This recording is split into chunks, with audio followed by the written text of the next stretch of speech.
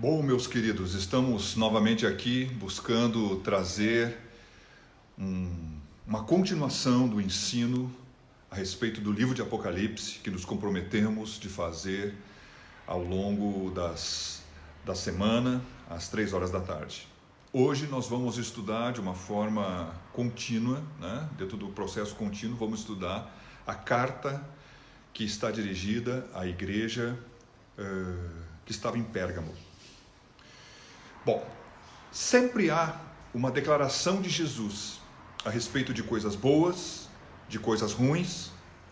Sempre há uma saudação para aquele que estava, na verdade, um endereçamento àqueles que estavam na frente da igreja. Há também uma menção do capítulo 1 de uma característica, há bênçãos, há um chamado ao arrependimento, e sempre há, então, de certa forma, um conjunto de colocações que são quase que contínuas. Então nós vamos ver aqui. Na igreja de Pérgamo, o Senhor acaba destacando a fidelidade e também a perseverança deles em perseverar na fé, embora eles estavam sendo muito perseguidos. Da mesma forma, o Senhor traz uma censura, falando para eles que, na verdade, eles estavam dando ouvidos ou tolerando alguns que estavam, de certa forma, disseminando um ensino destrutivo.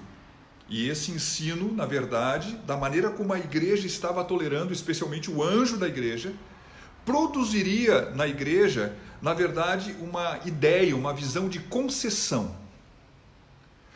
Bom, meus queridos, falando sobre essas coisas, eu quero dizer que Pérgamo significa alto, elevado. Ele também pode significar torre, castelo. A verdade é que, de uma forma profética, a era da igreja, ela começa no dia de Pentecostes e vai até o arrebatamento que ainda não aconteceu. E dentre esse espaço de tempo, que são vários anos, hoje mais ou menos em torno de 2000 anos, há divisões de tempo. A igreja de Pérgamo, que é a terceira carta, ela representa, na verdade, o terceiro período dentro da era da igreja. E esse terceiro período, ele mais ou menos está qualificado entre o ano de 312 até o ano de 590. Bom, falando dessas coisas, eu quero dizer o seguinte, o contexto profético, a igreja de Pérgamo, ela tem um momento onde o imperador Constantino, depois de muitos imperadores tentando então atacar a igreja e destruí-la como igreja, tem um momento então que o imperador Constantino ele resolve ter uma ideia de juntar a igreja com o Estado. E é esse momento, então, que alguns que são intérpretes históricos, eles preferem dar um significado ao nome de Pérgamo, não, da cidade de Pérgamo, não como nome alto, ou como castelo, ou como algo que pudesse ser nominado, mas eles preferem chamá-la de casada. A igreja casada, a igreja que casou não com Deus, mas acabou casando com o mundo ou com o Estado. E é sobre isso que nós vamos ver hoje. Então vamos ver quais são essas doutrinas que estão lá dentro, o que isso significa para nós hoje, que é muito, muito, muito, muito, muito importante. E nesse contexto todo, já vou ler aqui o primeiro versículo, que está no capítulo 2, no versículo 12. Vamos lá. E ao anjo da igreja que está em Pérgamo, escreve: isto diz aquele que tem a espada aguda de 2 fios. Bom, a carta é dirigida ao anjo. Amém? Isso é algo que está acontecendo em todas as cartas e vai acontecer até o fim. Mas a menção daquilo que Jesus fala é diferente das outras cartas que vieram antes. O que ele está falando aqui nessa carta? ele está fazendo uma menção direta a respeito da espada que sai da sua boca, que tem 2 gumes, um fio de um lado e um fio do outro. O que significa essa espada? Nós já vimos isso. Essa espada significa que é a palavra de Deus, a palavra viva de Deus. Jesus está dizendo para eles, de uma certa forma: olha, eu sou aquele que julga pela própria palavra. Deixa eu dizer uma coisa.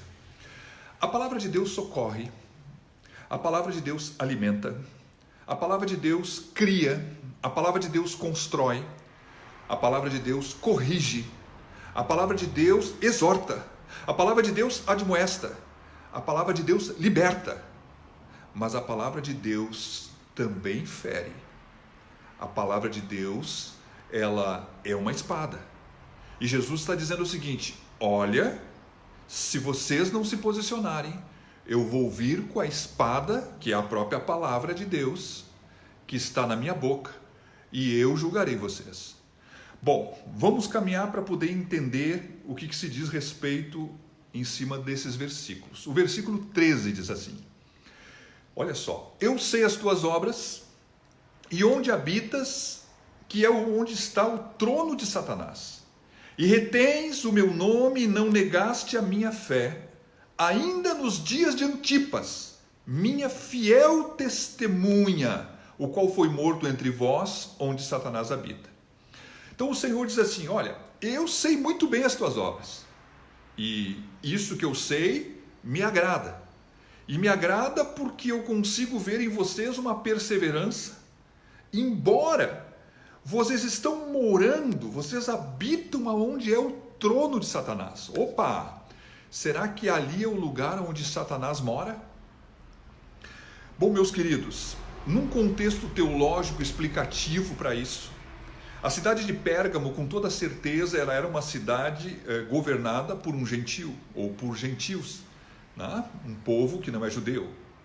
Ela certamente tinha, então, pessoas que eram intelectuais, mas isso é normal no mundo até hoje. O grande ponto é que, num contexto teológico, se diz que na parte de trás da cidade existia uma colina com mais ou menos uns 300 metros de altura, e essa colina estava cheia de templos e, consequentemente, de altares, aonde se praticava abundantemente a idolatria. Bom, como a idolatria se praticava ali, certamente o ambiente da cidade de Pérgamo, e quando o Senhor fala a igreja que está em Pérgamo, ele pensa numa igreja só, porque essa é a visão de Deus, ele não vê divisões de placa. A igreja que estava em Pérgamo deveria sofrer um peso espiritual, assim como a própria governança que existia na cidade. Ela deveria estar debaixo da influência e de um poder espiritual muito forte dos demônios. O trono de Satanás. É como se faz uma menção. Aquele monte aonde o Senhor desceu é o Monte Sinai. Esse aqui é o monte de Satanás. Então Jesus disse: o trono de Satanás está ali. Ou seja, a cidade é consagrada a Satanás. Deixa eu dar um exemplo para que você possa entender aquilo que eu estou falando. No Brasil inteiro há muitas coisas místicas e há muitos feiticeiros. Dentre nós pastores, e especialmente aqueles que trabalham com libertação, muitos já falaram sobre isso, dizendo o seguinte: se nós fôssemos calcular que no Brasil há 5 feiticeiros só, bom, entre 3 e 4 deles estariam no estado do Rio Grande do Sul. Por exemplo, nós vivemos num estado que pudesse ser chamado de uma mesma forma.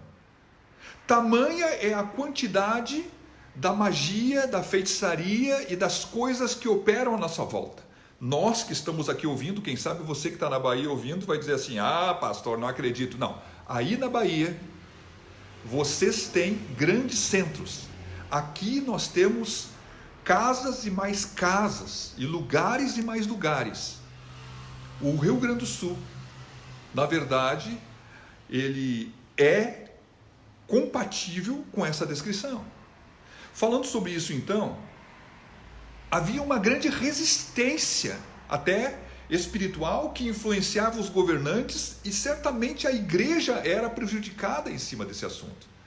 Então, falando sobre isso, eu quero dizer que há uma grandeza muito grande nessa igreja, que eles estavam perseverando, embora tivesse uma oposição, um peso espiritual, eles estavam perseverando assim como nós, aqui no Rio Grande do Sul.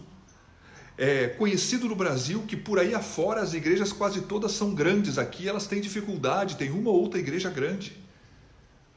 Há pessoas de ministérios que já vieram aqui abrir no Rio Grande do Sul e sentiram o peso. Né? Há muitos anos atrás, quando o Ministério Diante do Trono veio aqui no Rio Grande do Sul, o que eles fizeram no Rio Grande do Sul era muito menor na participação do público do que foi feito nos outros estados. É uma coisa que precisa e vai ser quebrada em nome de Jesus. Mas o Senhor valorizou, aplaudiu eles nesse sentido pela perseverança, embora toda essa perseguição. Inclusive, o Senhor chega a falar o seguinte: existiu um homem, minha fiel testemunha. Que coisa gloriosa! Que testemunho glorioso que Antipas recebeu. Alguns dizem, será que Antipas era o anjo da igreja? Bom, esse assunto é confuso, não dá para falar sobre ele, melhor não falar. Mas pode ser que fosse. Mas a questão é o seguinte, ele, não sei se ele era o pastor, ele era o cabeça da igreja na cidade de Pérgamo. Mas uma coisa eu sei, porque a palavra de Deus disse, ele era uma fiel testemunha. E ele foi morto, ele foi martirizado, e a igreja, ainda que soubesse disso, ela permaneceu firme. Quando as pessoas erram e andam por caminhos errados, e o erro é como uma semente que elas colhem vendavais lá na frente, todo mundo até entende, mas quando os justos, no meio da sua justiça, eles são retirados de uma forma injusta, pode ser que os corações se levantem e questionem a Deus, mas eles não questionaram, eles ficaram firmes, eles ficaram posicionados em Deus. Que coisa maravilhosa! O Senhor disse, eu vejo a fidelidade de vocês. Mas olha só, mas, diz o Senhor no capítulo 2, 14, mas umas poucas coisas tenho contra ti, porque tens lá os que seguem a doutrina de Balaão, o qual ensinava Balaque a lançar tropeços diante dos filhos de Israel, para que comessem dos sacrifícios da idolatria e se prostituíssem. Bom, o Senhor diz assim, olha, eu tenho algumas poucas coisas. Estas poucas coisas eram graves. Elas eram poucas, mas elas eram graves. Vou repetir. Elas eram poucas, duas, mas elas eram graves. Vamos entender. Então, existe uma doutrina de Balaão, e essa doutrina de Balaão estava presente dentro da igreja de Pérgamo. E ela estava servindo de tropeço diante dos filhos de Deus, assim como foi de tropeço para os filhos de Israel. Aonde, pastor? No Velho Testamento. O Velho Testamento, ele fala que Balaão era um profeta. Israel vinha vindo pela terra, varrendo a rua, né? Estava tirando tudo que tinha pela frente, seja nação, seja força. Deus era com Israel. E o rei dos Moabitas, de Moabe, né, filho de Moabe, o rei dos Moabitas, isso na descendência, né, o rei dos Moabitas chamado Balaque, ele chama o profeta Balaão, prometendo, querendo que ele suba, olhando para Israel e amaldiçoe eles. E é daí que vem a palavra que não existe adivinhação nem encantamento contra Israel. É daí que vem, você pode encontrar isso lá no livro de Números. Mas eu quero dizer o seguinte, Balaque queria que Balaão amaldiçoasse. E Balaão, então, ele entende que Deus não quer que faça isso. Embora ele entenda que Deus não queira, ele ainda é seduzido por querer ir ao chamado de Balaque. Porque Balaque disse que honraria ele. Honraria ele. Olha só, honraria, muita honra, muita honra. E na verdade o que aconteceu? Ele demonstra um caminho rebelde, ele é rebelde, fica dando ouvidos, fica dando conversa para Balaque. Balaque assedia ele uma vez, outra, e ele vai cedendo. E nesse caminho é o lugar onde a Bíblia disse que a jumenta de Balaão tem um momento que depois de apanhar dele, fala com ele. E aí os olhos dele são abertos. Mas mesmo com os olhos abertos, ele tem um coração obstinado em cima da rebeldia e da idolatria, pela honra, pelo prestígio, pela fama, pela riqueza, pelo dinheiro. Bom, o que acaba acontecendo? Como ele não pode amaldiçoar Israel, ele chama Balaque e diz assim: vem cá, Balaque, vem cá que eu vou te contar uma coisa. Eu vou te falar uma coisa, eu não posso amaldiçoar, mas vou te dar um segredo. Pega as tuas filhas, as mulheres moabitas, e manda elas ir lá para o lado dos filhos de Israel para se tornarem esposas deles, porque o Deus deles não vai gostar disso. Bom, foi isso que Balaque fez. Os israelitas tomaram para si mulheres moabitas, e a ira de Deus se levantou contra os israelitas. Meus queridos, na verdade, da mesma forma que Balaão ensinou Balaque a colocar tropeços para Israel no deserto, e teve muita gente que morreu ali, da mesma forma, a palavra de Deus diz aqui que o Senhor disse que essa doutrina, esse ensino de Balaão, estava presente dentro da igreja de Pérgamo. Como estava presente? Bom, existia com toda certeza um gnosticismo liberal. Vou explicar, embora já expliquei isso antes. O que é um gnosticismo? Os gnósticos, eles tinham uma visão dualista. Eles consideravam que aquilo que é espiritual é bom e aquilo que é matéria, que é carne, é mal. Então, ou eles teriam, pela sua doutrina, uma tendência de virar, já que a carne é má, castigar essa carne fazendo um ascetismo, sendo ascetas, punindo a carne, eu não vou nem me vestir bem, eu vou me vestir mal, tudo que possa ser assim, olha, eu rejeito qualquer tipo de coisa em relação à minha carne, eu vou castigar ela. Ou, como é mais fácil, pelo pendor, pela inclinação da carne para um lado, né, ou para o outro, para os prazeres, para a sedução das riquezas, para a imoralidade, eles também poderiam dizer o seguinte: se a carne é má, ela é má mesmo. Se tu pecar, se tu praticar imoralidade, se tu te envolver com a idolatria, isso não vai fazer muita diferença, porque o espírito é que é bom, a carne é má mesmo. Então, o gnosticismo liberal, ele acabou entrando dentro da igreja. E ele foi, eu até vou dizer que 8 livros que o apóstolo Paulo escreveu no Novo Testamento, ele escreveu para combater os gnósticos naquela época. Falando sobre isso, eu quero dizer que, então, como o ataque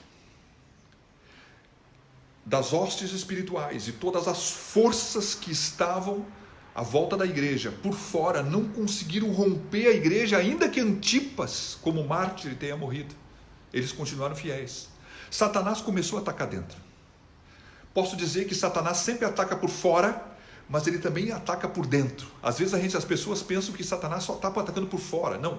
Se ele conseguir semear uma heresia dentro, ele semeia alguma coisa muito violenta, que pode destruir a história da igreja com o passar dos tempos. Então, o que nós vemos aqui? Bom, nós vemos que Balaão, ele amava o prêmio. Balaão, ele amava a injustiça. Balaão é o tipo de mercenário, aquele que mercandeja a palavra de Deus, aquele que usa o seu dom para ter recurso. Meus queridos, os caminhos rebeldes, os caminhos idólatras, vamos falar assim, os caminhos imorais, porque se ele falou isso para Balaque, é sinal que ele sabia, que ele pensava disso. Ele era ardiloso. Ele armou uma cilada para Israel.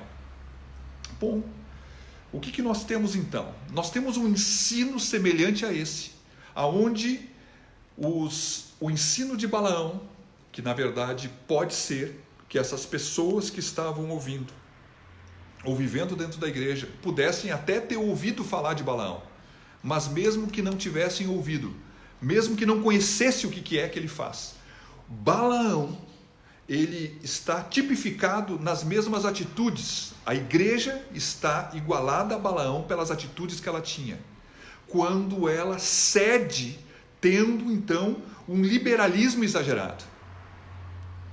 Meus queridos, nós já falamos isso antes, profeticamente. Então tem um momento onde a igreja, agora deixando a questão de Pérgamo e falando da igreja de Pérgamo, dentro da era da igreja que começa em Pentecostes e vai até o momento que a igreja vai ser arrebatada. O primeiro período é Éfeso, o segundo período é Esmirna, o terceiro período é Pérgamo. Este período, que é o terceiro período, falando então não da realidade de Pérgamo como igreja, falando do que ela representa no terceiro período da era da igreja. O que nós encontramos? Nós encontramos a igreja fazendo amizade com o mundo. A igreja cedendo então e fazendo e criando uma aliança, um laço com o Estado. Constantino, depois de muitos imperadores, como vimos ontem, perseguirem implacavelmente a igreja, a palavra de Deus nos dá a entender, né, que a igreja é indestrutível. Eles não conseguiram destruir. Então Constantino vem e junta a igreja e o Estado. Aquilo que poderia ser maravilhoso, como quem sabe hoje, que nós podemos juntar aqui. Às vezes pensamos isso, né? Ter um prefeito cristão. Nem sempre isso pode ser uma solução. Isso às vezes pode até ser um problema. Mas vamos convir. Profeticamente, Constantino, ele junta a igreja com o Estado, traz um monte de misticismo para dentro da igreja, muitas coisas que muitas vezes o catolicismo traz. São coisas que foram trazidas por Constantino, que estão aí como sendo cristãs e tem um fundo babilônico que não tem nada a ver com o cristianismo. E nós, acostumados com elas, não gostamos nem que alguém nos diga alguma coisa contra elas. Porque, na verdade, eles têm um pouquinho da palavra de Deus e um pouco de uma cultura antiga, de um povo místico, que se encaixa nas coisas e nós acabamos aceitando elas como verdadeira.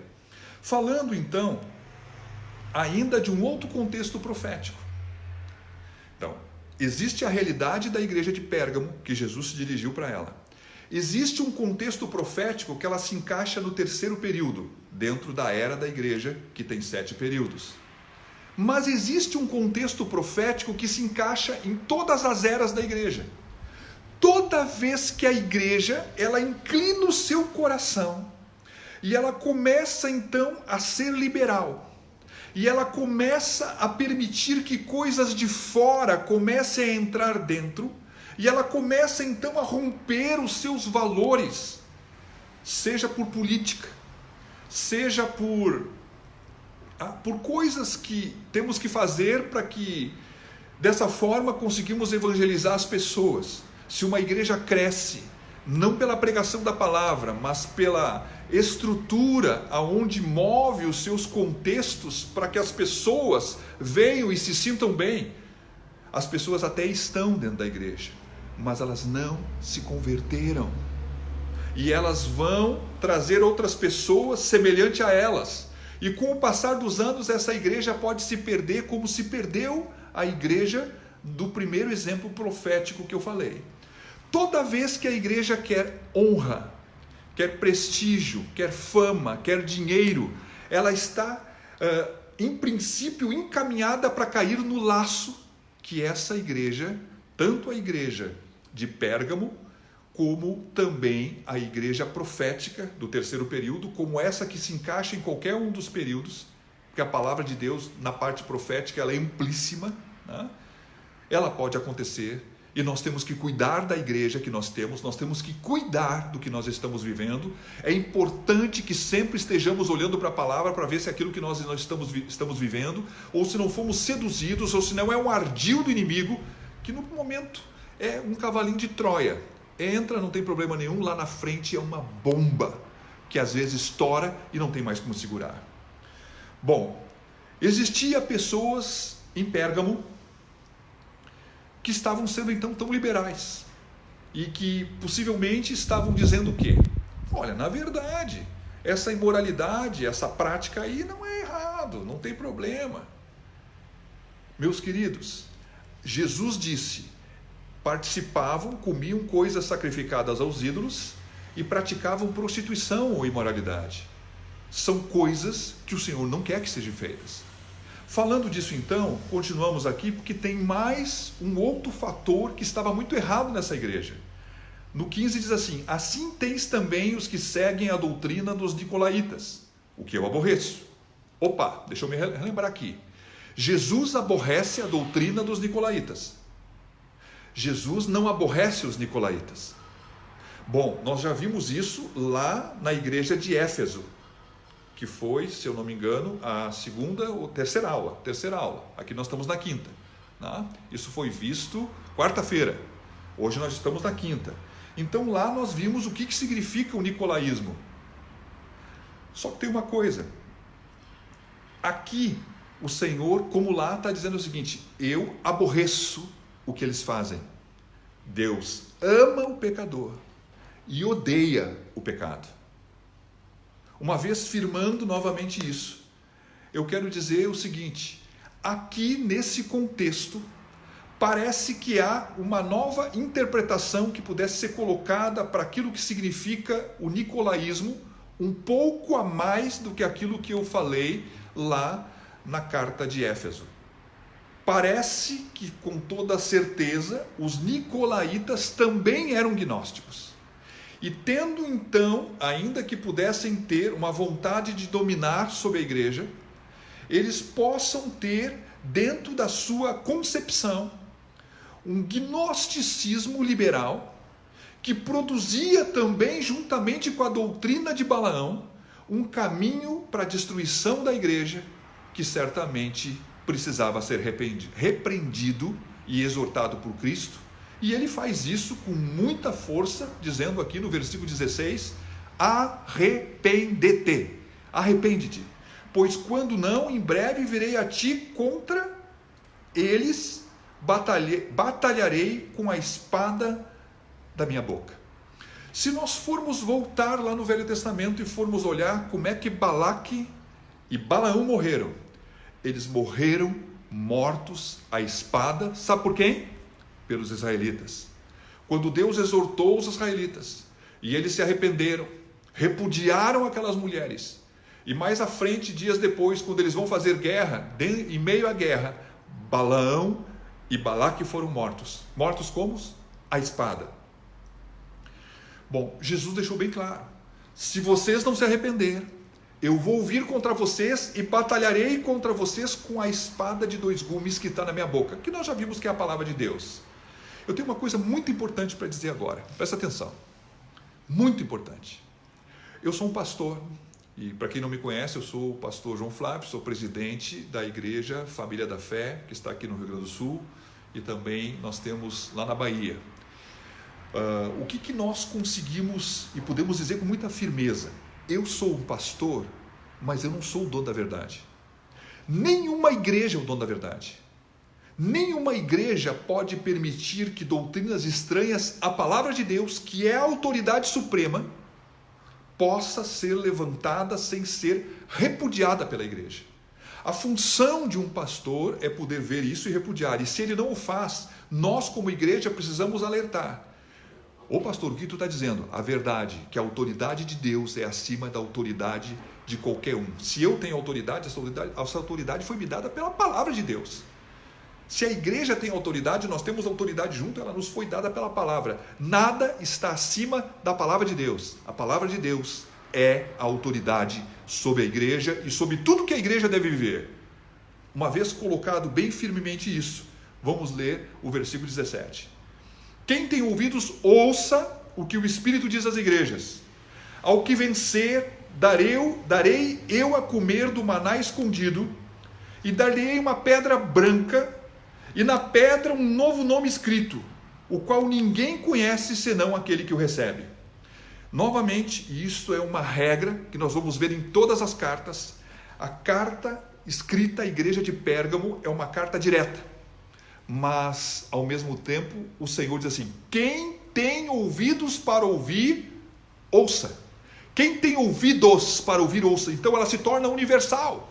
Quando eu falo do contexto profético, que ela se encontra dentro da era da igreja no terceiro período, ela também pode se encontrar em qualquer período na realidade de uma igreja. Assim como hoje tem igrejas que estão se submetendo a heresias, a doutrinas, a um gnosticismo disfarçado no meio das igrejas, assim como pode ter uma ânsia, uma busca, até por algum favorecimento, buscando proximidade com o Estado. Tudo isso pode estar numa ou noutra igreja e pode ter outra que não tem.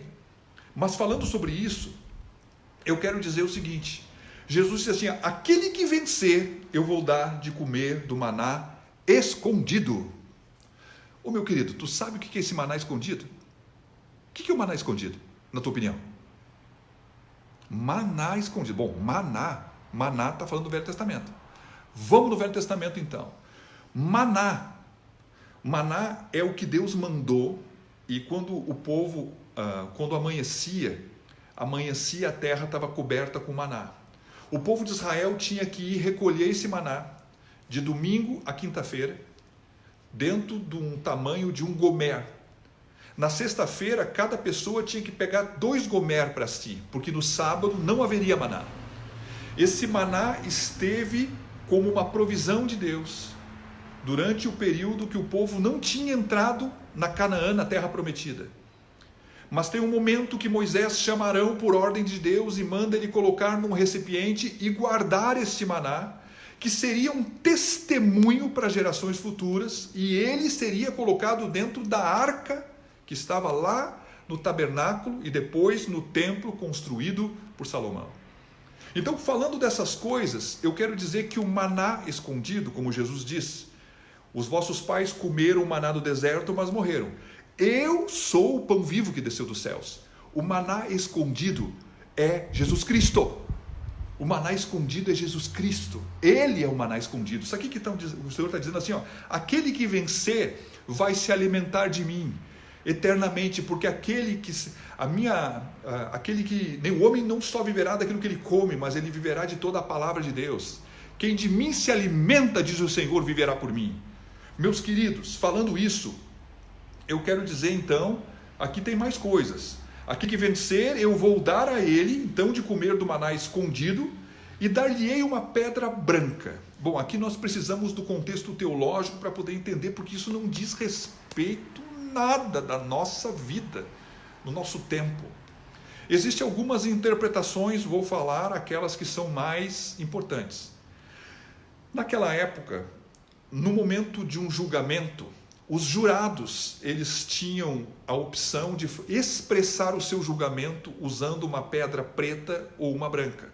A preta significava condenado, a branca significava inocente. Então, quando eles depositavam no seu julgamento, eles faziam menção usando uma pedra ou outra. Então, quando Jesus está dizendo isso, ele está dizendo ao seguinte: aquele que vencer, eu vou dar uma pedra branca. A pessoa que era absolvida, ela recebia uma pedra branca como um testemunho que ela foi julgada e tida por inocente.